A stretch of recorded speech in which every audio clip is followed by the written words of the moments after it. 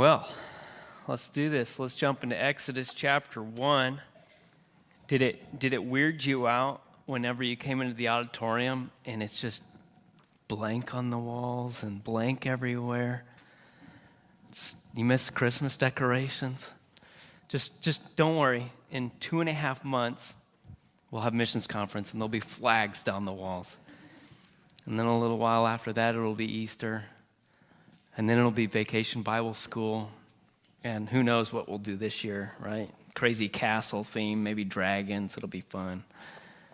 But it's amazing how much change can happen over time, isn't it? Change happens all the time. And just thinking,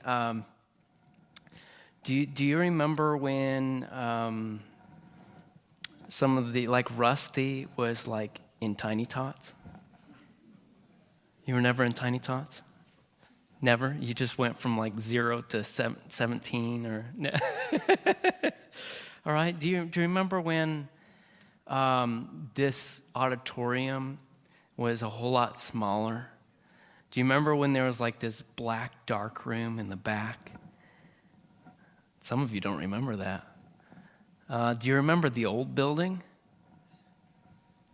Some of you don't remember that. What are you talking about, old building? I actually was there. My first potluck, I stuck my hands in I think it was the cowboy beans, and ended up having to go to the ER and burnt my hand. I was not 17. I was a tiny tot. All right, I was small at that point. But, change is tough, isn't it?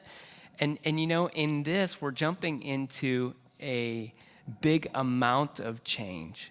400 years, almost 400 years have passed since Joseph to where we're jumping into Moses. That's an extended period of time.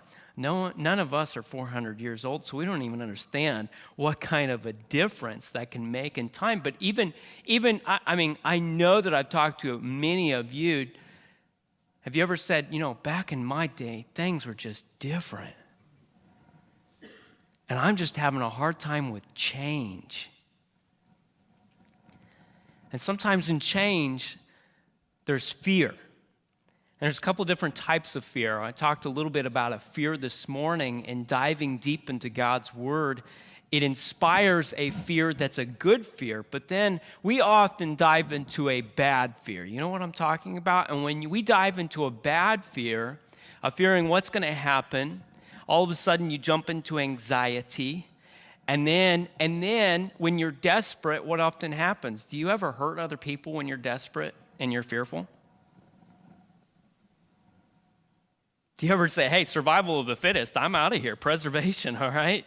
In those senses, you're just thinking of change. There are different types of fear here, and it can either be fear of, God, you're good, you've got this, or, man, this is too crazy for me to handle. I need to have some control. Do you ever have fear because you don't have control? What about when it snows? See, in Illinois, if it snows, whatever it did the other day, Illinoisans freak out. But those that were from Michigan are like, man, this is peachy. This is easy, okay? It's no big deal, right? It's gotta snow a foot of snow before you start freaking out.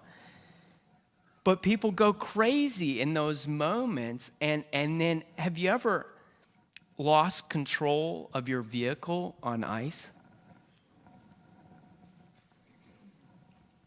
You're like, oh, no worries.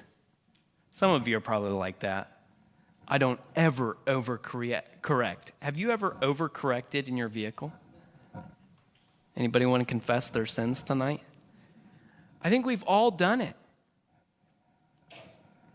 We've had struggles, and just in that fear, you've overcorrected. You've hurt your vehicle, or even in your family when things are changing so fast and you're losing control, you respond, and sometimes it's in anger, sometimes it's hurtful, sometimes there's a lot of different things that's going on here. So as we jump into this tonight, the message is called Fear in Change. And as we jump into this, you will need to understand the historical context because it makes a whole lot of sense. Because as a child, whenever we jumped from the Pharaoh that was dealing with Joseph, as a child, I always thought it was the same Pharaoh.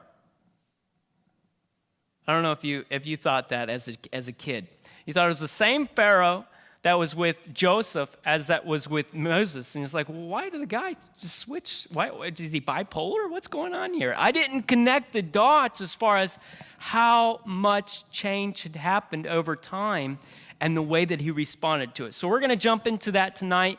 We're going to jump into this first point of a new generation with the same identity. We're going to jump into verse number 1 and go through verse number 7 and see what's going on with the Israelites, okay? So it's a new generation with the same identity. Things are changing. So number 1, it says in verse number 1, it says, "Now these are the names of the children of Israel, which came into Egypt. Every man in his household came with Jacob." So this family that God has centered his focus on, Jacob's family, is now going to be turning into a people group, a civilization. But all of his family went to Egypt. Verse number 2, Reuben, Simeon, Levi, and Judah, Issachar, Zebulun, and Benjamin, Dan and Naphtali, Gad, and Asher. And all the souls that came out of the loins of Jacob were 70 souls, for Joseph was in Egypt already. We've been there, done that. We've studied over that. Verse number 6, "And Joseph died, and all his brethren, and all of that generation." Verse number 7, "And the children of Israel were fruitful, and increased abundantly, and multiplied, and waxed exceeding mighty, and the land was filled with them." Now, these first 7 verses blow my mind, because if you understand that as generations come and go, especially around 400 years that have come and gone, what happens with the people group, immigrants that have come over to a different country and they've joined up with it? Do they stay linked with their original homeland, or do they assimilate? They become a part of what's there. That's the expectation, right? Have you ever said this? Well, if they're going to move to America, they better learn American English, right? They need to start looking like us, acting like us, speaking like us, doing our culture, and just accepting all of that, along with being able to move into our country. But you know what? The interesting part of these Israelites going to Egypt, they didn't mix. They remained Israelites. Do you remember the identification that they had that God had called them to take on? It was the circumcision. Why? Because God likes to bring pain on his people? No, that's not the point. There was an identification marker. If you are to follow after God in the Old Testament, that's what the males had to do. And listen, as they continued on, they remained in Goshen and continued in Egypt as a people group. That is absolutely amazing. We went from Joseph's time frame, which was somewhere around the 12th dynasty of Egypt, to 400 years later to the 18th dynasty of Egypt. And all that time, they're increasing and building this people group. And what does this speak to?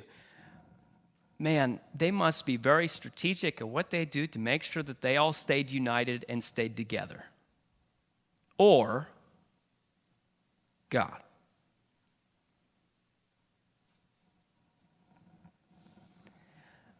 I want you to keep along the same thought process of, despite everything that's going on around, despite all the craziness, all the chaos, all the expectations, God preserves his people.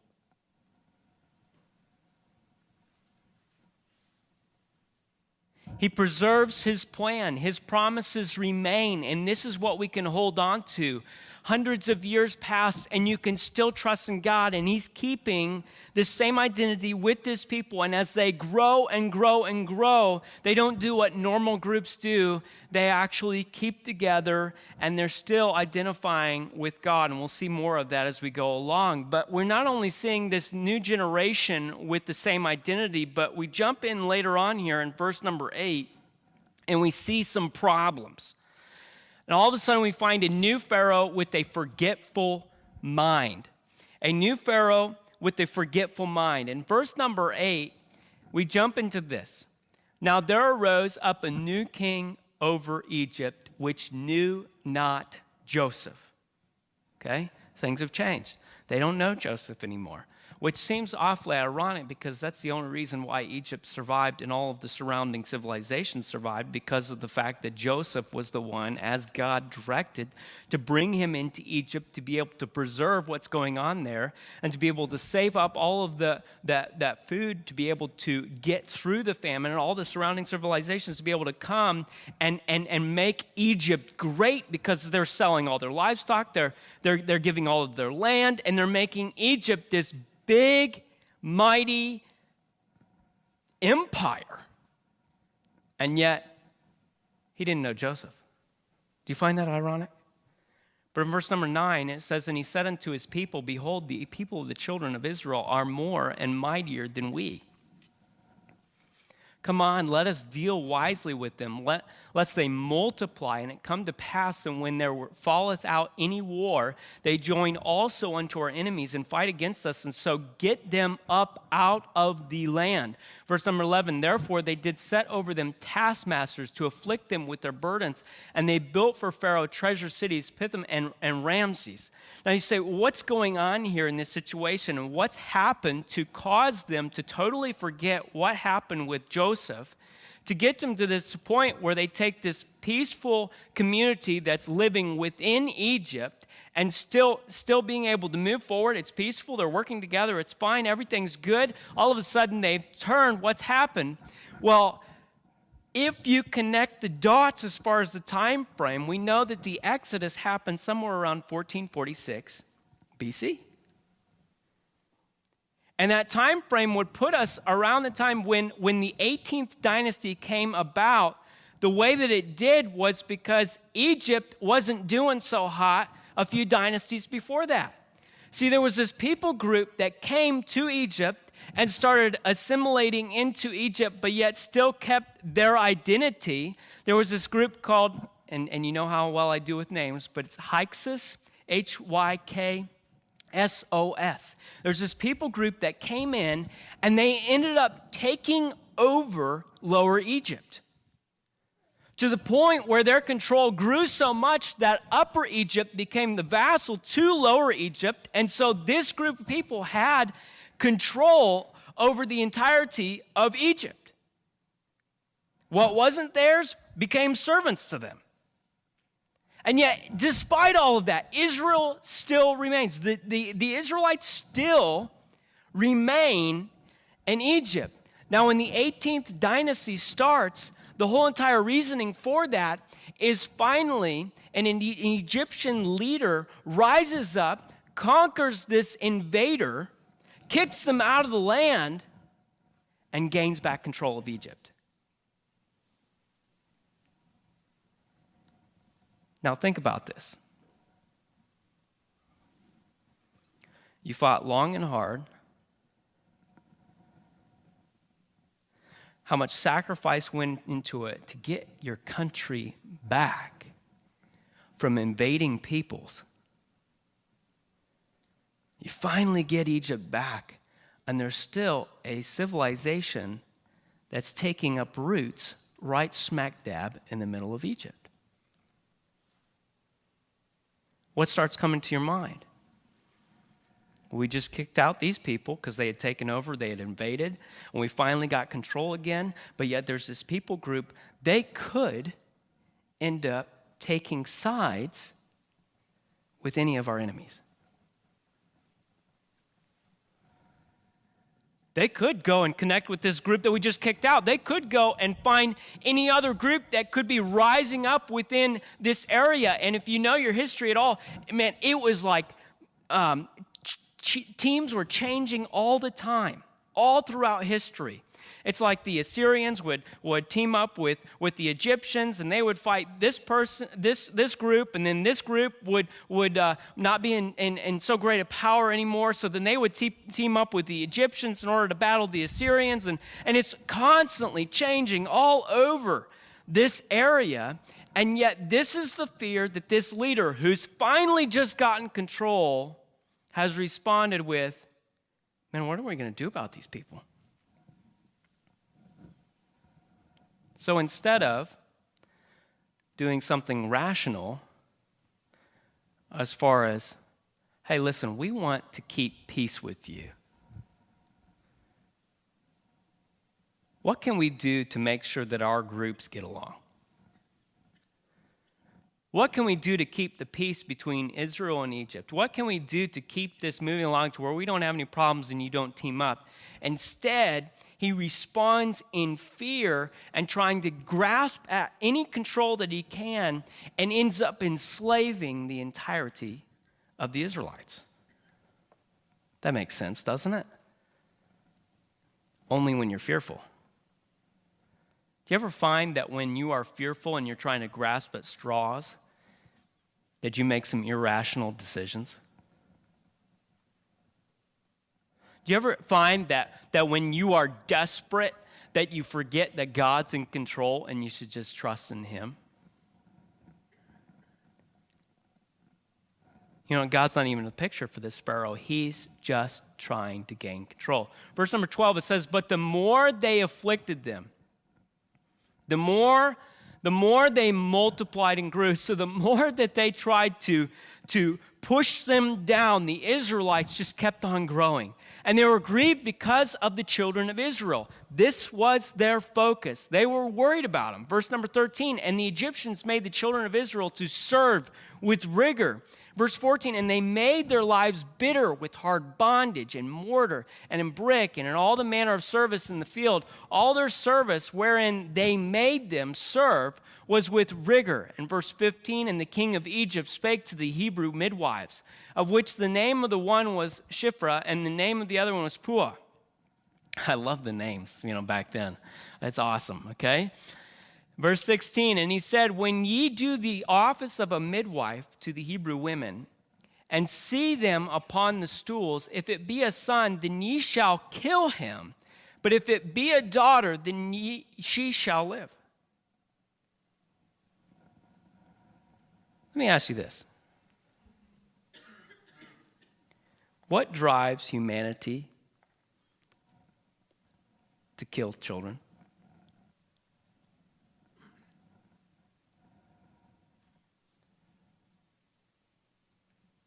What is it? Sin? Fear?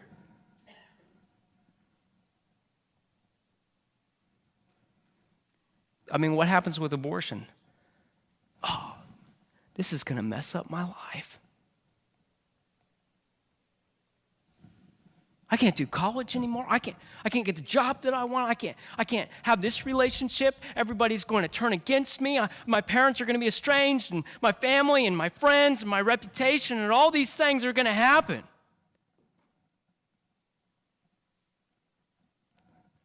Just deal with it.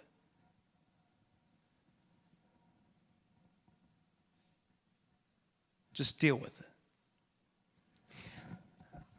That would be the response in fear that would cause turmoil for those on the receiving end.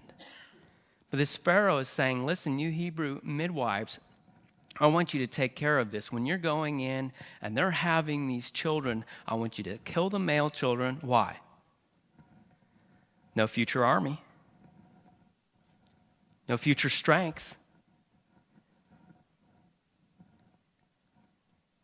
No future male. If you're killing all the male children, then that means that, hey, they're going to have a harder time having more and more offspring, right? He is trying to stifle any future progress of these people. Do you think that God's worried about this? Do you think that God all of a sudden is like, it's falling apart, I got to respond? He's not worried at all. He's not thinking that his plan's going to be messed up. He's concerned for his people. Yeah, but he's already got a plan. He's got it all set up. Verse 17, but the midwives feared God.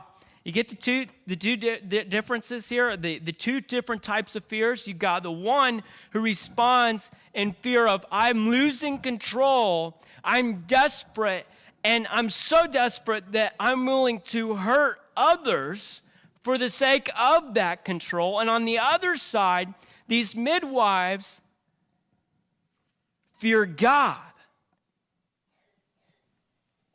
I am so caught up with how big my God is that in this moment, I am going to defy the Pharaoh, the ruler of this land. It says, and did not as the king of Egypt commanded them, but saved the men, children alive.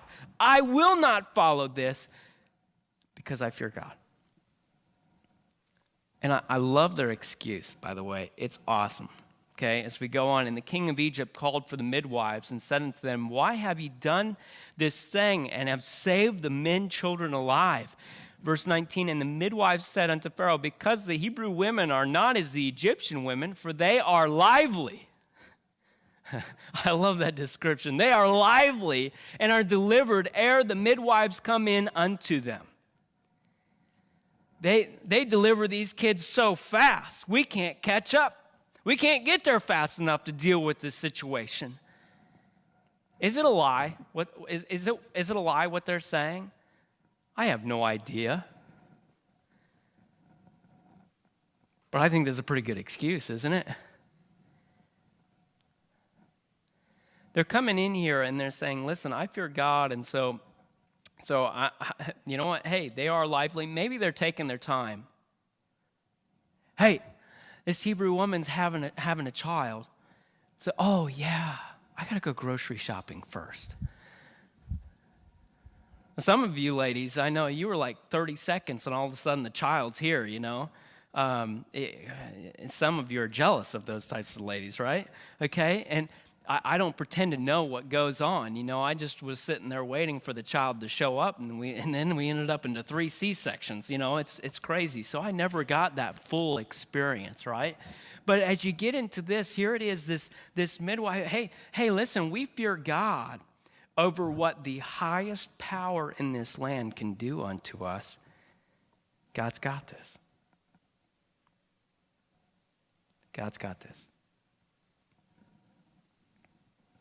Do you ever feel like maybe they were concerned about their rights as individuals?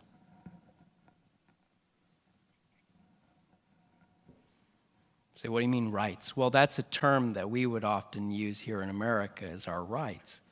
Do you think that they would be concerned about those?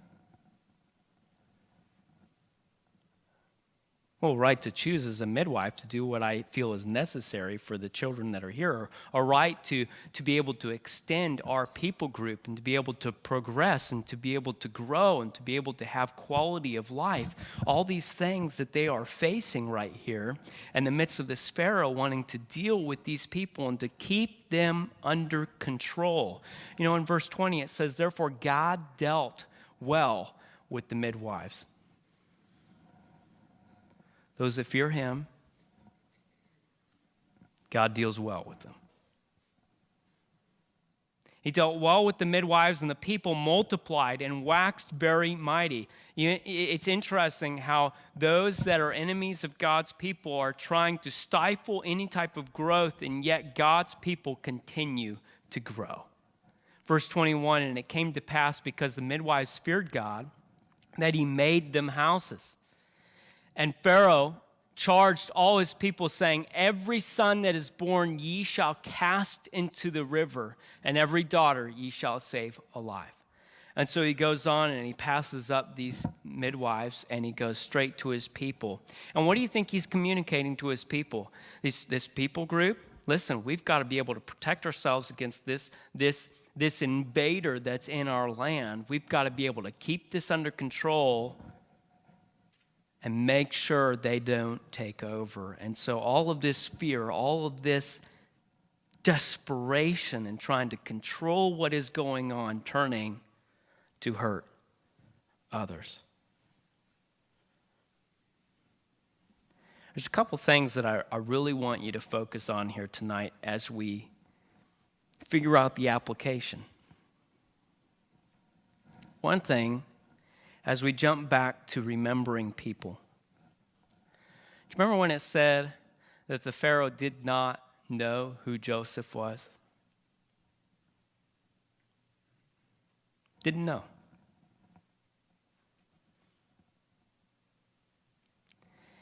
You know, it's interesting how we desire to create a legacy so that people will remember us, don't we?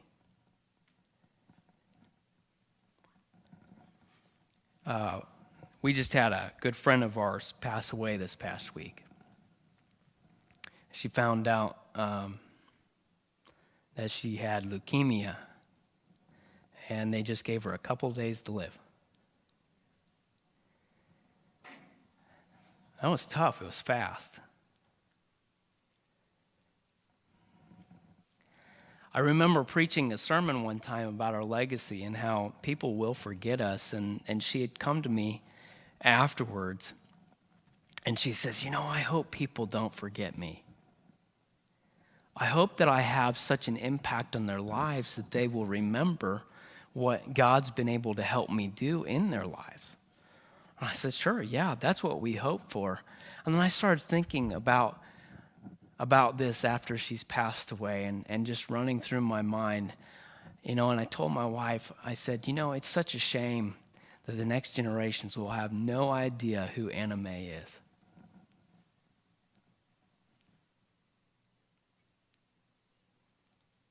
A woman who was, man, if you needed encouragement, she would come up to you and encourage you. If you needed sustenance, listen, they didn't have a whole lot, but yet she would provide for you, and she made some of the greatest pies of all time, I'll tell you what. She loved Jesus. And that love for Jesus instilled in others, including her grandson, who ended up becoming a missionary to Senegal, a Muslim country. All the time that she spent with us, and I remember, how she knew that we were, Riley had some school fundraiser, and we were auctioning off goods, like as far as like pies and cakes and all that. And we went to her and said, hey, could you make a pie for this? Oh yeah, sure. I mean, she's just so willing. And whenever it came time for any type of special, like we're coming around to Christmas season, she would get all dressed up and she would try to impersonate someone from the Bible, and she would just make it all come to life.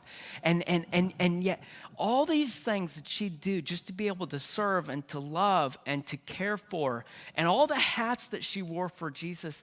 And I'm thinking, man, it's too bad. At some point, people will not remember her.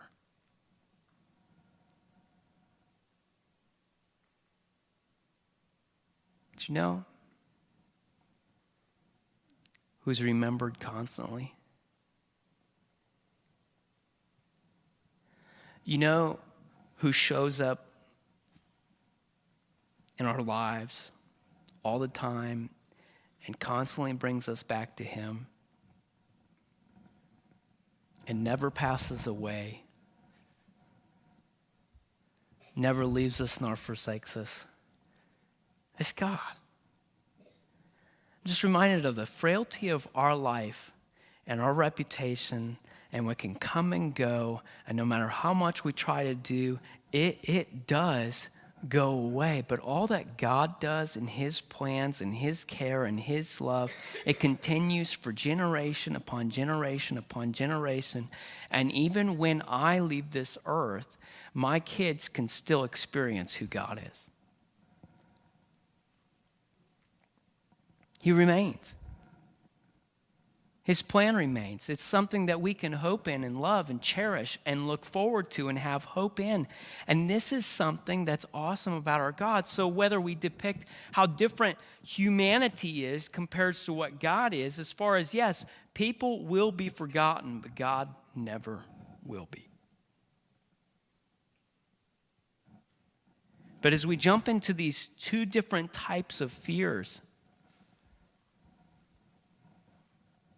what's the problem? The problem is when we're trying to grasp at control and we're trying to make sure everything happens the way we want it to, and whenever we're trying to get rid of all the problems that could possibly happen in our lives, to the point where we're starting to hurt other people and making irrational decisions and trying to reason through everything, just like this Pharaoh was, and grasping at straws to the point where he's willing to kill even children. I mean, this is a fear that we want to be able to cast out of our life, the fear that gives us no peace and never pushes us towards God.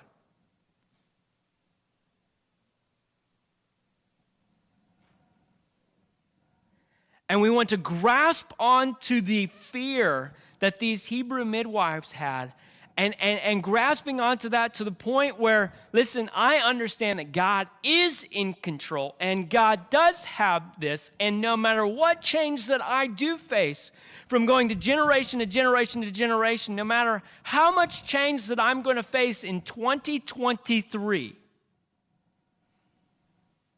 I'm going to come back to the point where God has got this.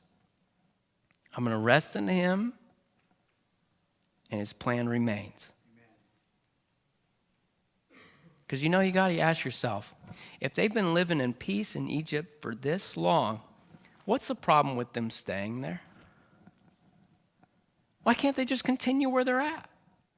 What's the problem? Well, the problem is that God promised that they would be going back to the promised land. And sometimes when we get comfortable where we're at, God uses a little discomfort in order to motivate us to move.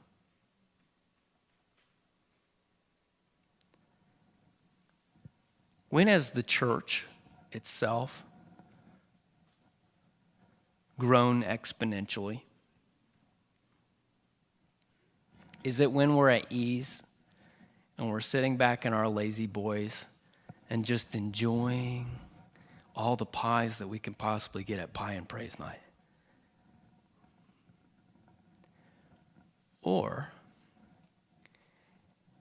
is it when hard times come and we come together in God's name as a community of Christ? And we see that other people in our community are having hard times, and we know that the answer ultimately is Jesus Christ. And we start to notice that they have needs and they have concerns, and we're reaching out into our neighborhoods, reaching out, being the hands and feet of Jesus, to be able to care for them and bring in the sheaves, right? To reach out to those who still need Jesus. When are the times when the church grows? When are the times when we grow the most together? It's during the times of hardship. And we stick with it.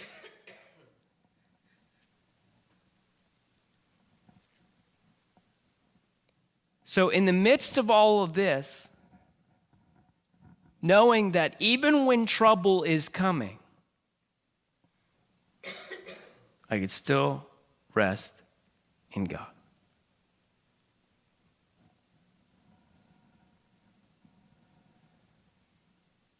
We say this all the time, don't we? I'm really worried for my kids and what they have to grow up in. I'm concerned about it. I think we all are, right? But we can recognize the very fact that sin still happens, but God still saves and reigns, and he's got a plan. And so in the midst of recognizing the evil that's in our world, we can turn around and say, yep, it can be rough, but God's bigger, better, and he's got this. Say it's too simple. You keep saying these words, God's got this, because I have to say this to myself every single day. And I have to continue saying it to other people as well. I don't know if you've heard me say this to you. God's got this, okay? Because this is what encourages me to say, hey, stay in the race. Because there is the other potential of when hardship does arise. Have you ever watched as Christians quit the race?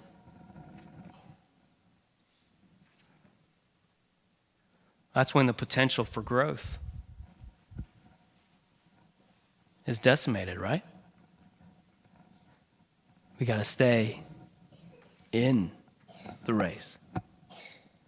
Stay walking with Jesus. Keep putting our faith in him.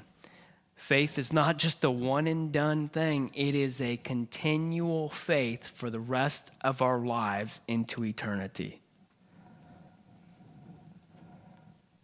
Do you believe that he provides the victory for you? This is what we get to look forward to. And you know, the title of this series for Exodus is called Freedom for a Purpose. Salvation provides freedom, but not just for the sake of being free. There's a purpose behind it. And we're going to see more of that to come. So stay in the race, keep going. God's got this.